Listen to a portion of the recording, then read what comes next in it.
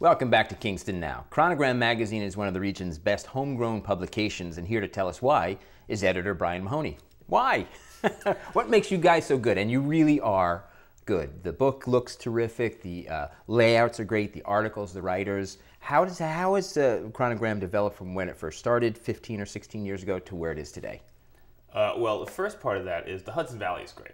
So that's what I always say. So the people who contribute, the 100 or so people who write articles, who design the magazine, who shoot the photography, you know, all of our staff, they're all awesome. And so then the stuff we cover is great. And so, you know, this issue in July, Joel Griffith, deputy mayor of Tivoli, also a hyper-realist painter. You know, the guy's in his 30s, he's just doing his thing. You know, and so the Hudson Valley is filled with those types of people, and we're turning over more and more, you know, each month. It's not like we're going to run out. My book's editor, Nina Schengold, and I had a conversation a couple of years ago, and she was like, so she profiles a different writer every month. And she's like, I'm going to run out of writers. And, you know, we're not running out, you know.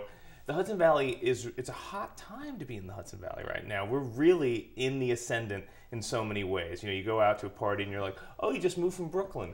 Oh, you just moved from Chicago. Oh, and these are smart, creative people who are coming to the Hudson Valley for the lifestyle. The state of print media, how is that affecting Chronogram? Because things have changed. Like, you know, our paper of record here in Kingston, the Daily Freeman, has gone from this to this to this, and they put a lot of their effort now online. What about Chronogram? We're doing some of that. The Freeman's actually done, I think, some really interesting things online. They have shifted their reportorial staff to be these multimedia producers, which has been great. As a monthly, we don't have that same focus, and also, you know, our mandate's slightly different than the Freeman as the paper of record, as it were. For us, not a lot has changed. We don't have to fight Google. We don't have to fight the huge digital brands. So our transition has been slower and more thoughtful. We did just relaunch our website in November, which was great, and I'm very pleased. We got a great provider that does only publication, so we use this out-of-the-box thing, but the face is amazing. We can serve a lot of video, we can do a lot of audio. Our podcasts, so we're on episode 22 of our weekly podcasts, and you know this from radio. I didn't realize doing radio was so much fun. Yeah. Just sitting like this and just chatting, and and just letting the conversation go where it goes. You know, print especially is very thoughtful and measured, and over-thought and measured sometimes. Every word, every design, which is great, and I love that, and it's easily editable.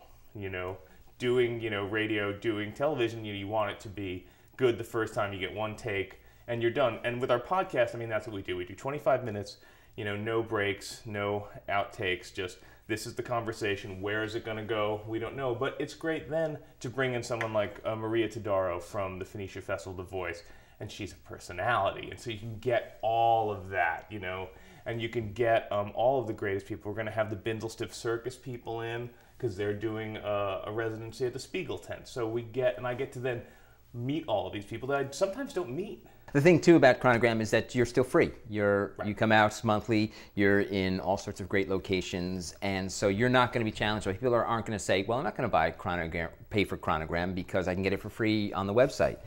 You're free, the print is free, the website is free, and you also have gotten into social media pretty big. Yeah, well, at a certain point we realized that Facebook, Pinterest, Twitter, you needed to be there. And so, we had the staff up to do that. And so we have people who are, it's not their sole responsibility, but it's something that is, necessary for us. It also, I think, helps us in another way be as current as possible. We can put anything up on the website that we want at any time, but then with Facebook, it's like, oh, look, we just found this out, The magazine has an August issue just about ready to come out. Give me a couple highlights, and then let's talk about the big block party that you've got coming up in Kingston in a couple weeks' time. The block party, the thing I've been spending a lot of time on. The August issue, so we just went to press yesterday, and yet it seems like years ago.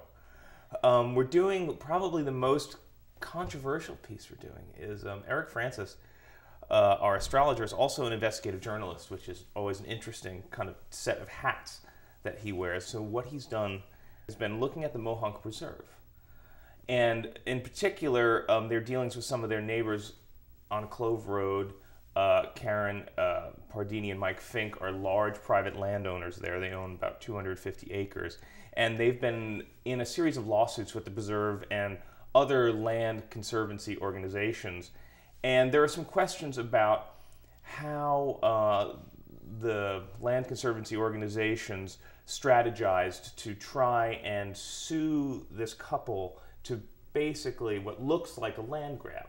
Although we do not characterize it as such in the magazine, the facts are there. But they did just recently win a lawsuit that Mohonk had brought against them, this couple, Mike Fink and Karen Pardini. So Eric kind of goes into that and looks at some of what the shadier dealings are. And it's interesting because Mohonk Preserve, you know, they oversee 8,000 acres. They do a great job.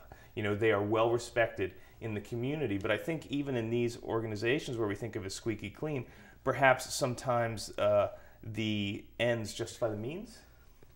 Well, that is going to be controversial because they are such a beloved and great organization locally. The Block Party. Tell me about the Block Party quickly in Uptown Kingston. August 17th, Saturday, 4 to 11 p.m. It's our 20th anniversary. And you're leaving out the bargain price of? Free. Free. Free.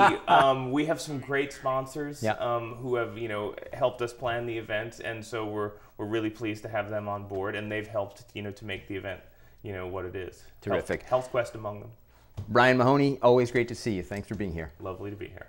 This is Kingston Now. Coming up, some good new local music from Elijah Wolf Christensen and Elijah and the Moon. Stay tuned.